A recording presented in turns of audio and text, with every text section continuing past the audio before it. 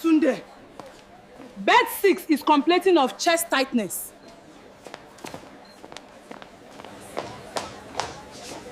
Bed 4, oxygen is reading 88%.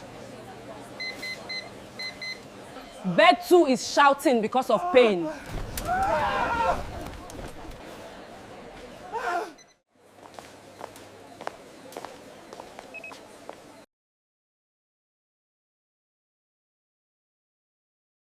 Let's break down what just happened. One patient has chest tightness, one has oxygen saturation 88%, one is in severe pain. Family members are panicking. In real nursing practice and on NCLEX, chaos will test your priority thinking. You don't treat noise, you treat threat to life. You are the nurse on duty. Who do you attend to first? A, the patient with chest tightness. B, the patient with 4%. C, the patient shouting in pain. D, the worried relative.